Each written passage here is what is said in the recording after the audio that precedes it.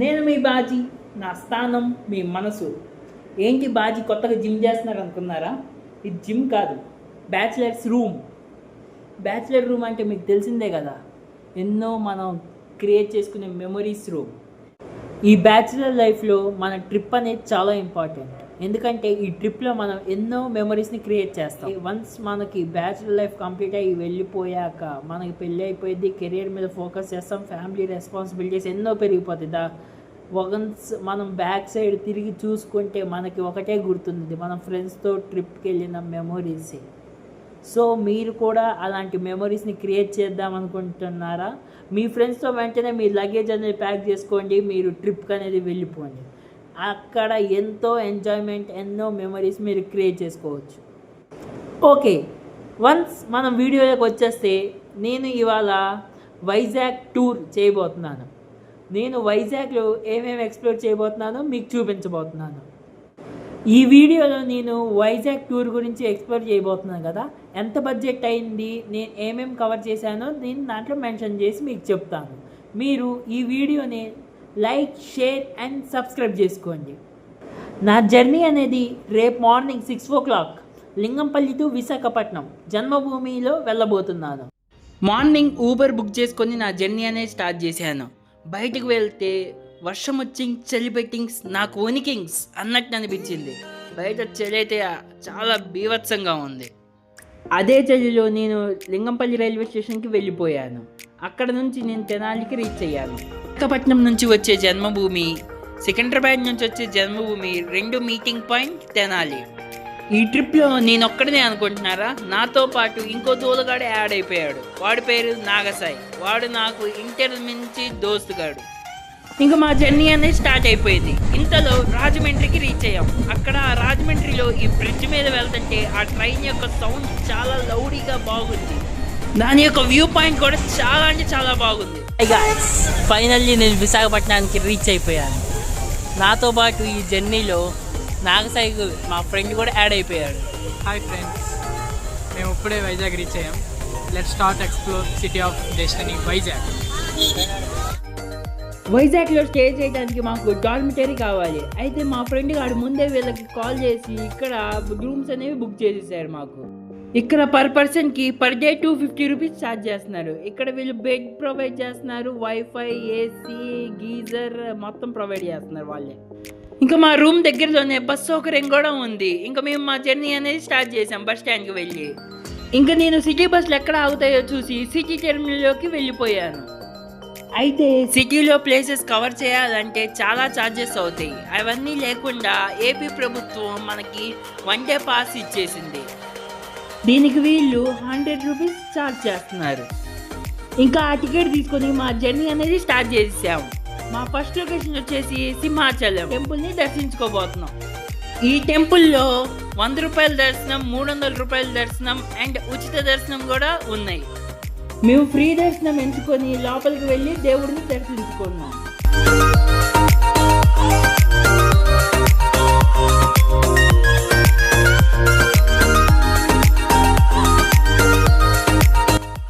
Temple లోపలికి phones not allowed, అందుకని చెప్పేసి నేను లోపల విజువల్స్ తీయలేకపోతున్నాను. దర్శనం అయితే చాలా బాగా జరిగింది.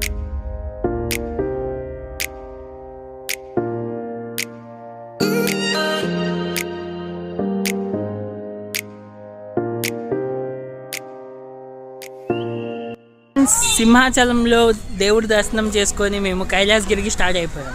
కైలాసగిరిలో దగ్గర నుంచి 10K అనే ఒక బస్సు అనేది ఎక్కేసి మేము ఇక్కడికి వచ్చాం. పైన ట్రాఫిక్ జామ్ అవటం వల్ల బస్సు అనేది కిందే ఆపేశాడు.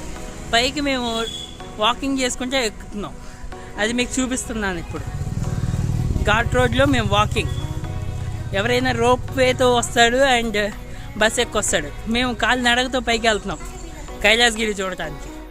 సో వీకెండ్స్లో మనం ఇలాంటి ట్రిప్స్ అనేది నెగ్లెక్ట్ చేయాలి ప్రజెంట్. ఎందుకంటే డిసెంబర్ మంత్ కాబట్టి చలికాలంలో అందరూ ట్రిప్స్ ప్లాన్ చేస్తూ ఉంటారు. వీకెండ్లో మాత్రం చేసుకోవద్దు. ఇలాంటివి మీకు సంఘటనలు జరుగుతూ ఉంటాయి. చాలా అంటే చాలా ట్రాఫిక్ పైన అయిపోయింది ఫ్రెండ్స్. పైన చాలా ట్రాఫిక్ అవటం వల్ల మమ్మల్ని బస్సులోంచి కింద దింపేశారు. సో బై వాకబుల్ వెళ్ళమన్నారు. సో వెళ్తుంటే ఇక్కడ ఎంట్రీ టికెట్ వచ్చేసి బై వాక్కి 10 రూపాయలు అనేది తీసుకుంటున్నారు. అది ఎప్పుడు లేని రూల్ ఇప్పుడే పెట్టారు. టికెట్ పర్ హెడ్ 10 రూపీస్ అదే ఛార్జ్ చేశారు. ఫైనల్గా 2 కిలోమీటర్స్ తర్వాత వాక్ అయిపోయి మేము కైలాసగిరికి రీచ్ అయిపోయాం. మా నాసే పరిస్థితి చూడండి ఎలా ఉంది. ఏం బాధ ఉంది. రసం కారిపోయింది ఇద్దరికి, పైకి నడిచి నడిచి నడిచి.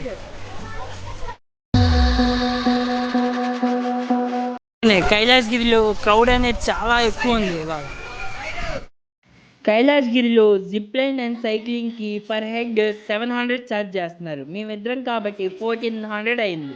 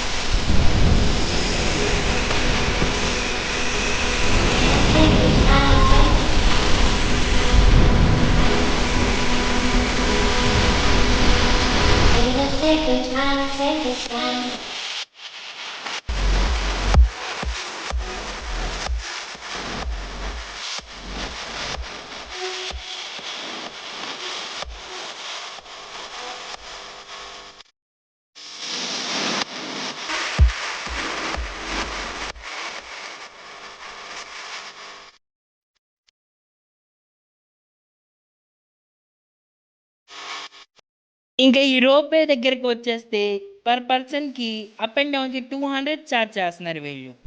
మేము ఓన్లీ పై నుంచి కిందకి వెళ్ళడానికి మాత్రమే తీసుకున్నాం.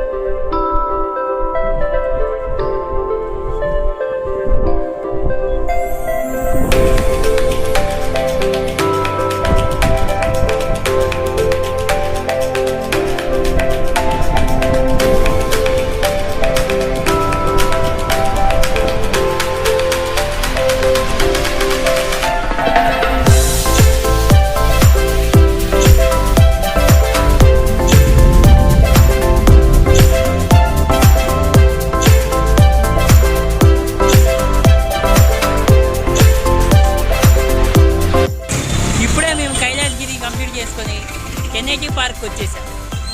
ఈ 1080 పార్క్లోని విజువల్స్ మీకు చూపిపోతున్నాను. బయట నుంచి నేను కొండ మీద నుంచి చూసా, ఆసంగా ఉంది. లోపల ఒక బోట్ షిప్ కూడా ఉంది. ఆ షిప్ ఎప్పుడుదో పురాతన కాలంది, అది కూడా నేను చూపిపోతున్నాను. ఆయన పేరు తెనేటి విశ్వనాథం. ఈయన స్వాతంత్ర సమర యోధుడు అంట. తన పేరు మీద దీనికి తెనేటి పార్క్ అని పేరు పెట్టారు.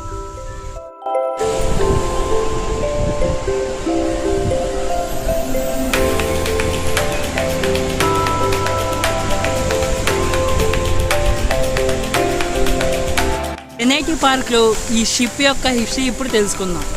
ఈ షిప్ బంగ్లాదేశ్ నుంచి వరదల్లో కొట్టుకొని ఇక్కడికి వచ్చి ఆగిపోయింది. దీన్ని టూరిస్ట్ అట్రాక్షన్గా ఇక్కడ పెట్టేశారు. ఎక్కడికి కదలకుండా ఆ రోప్స్ని కూడా పెట్టేసి ఇక్కడ టూరిస్ట్ అట్రాక్షన్ కోసం పెట్టాడు. కంప్లీట్ చేసుకొని ఇప్పుడు మేము లుమినీ పార్క్ వచ్చాం. ఇది one of the most beautiful park. ఇక్కడ మంచి మంచి లొకేషన్స్ ఉన్నాయి, మనం చూడొచ్చు. ఫస్ట్ మనం ఓపెన్ చేయగానే మనకి ఎంట్రన్స్లోనే ఒక బుద్ధుడు బొమ్మ కనబడింది. అది ఎంత బ్యూటిఫుల్గా ఉందంటే మీరు చూస్తే వావ్ అంటారు.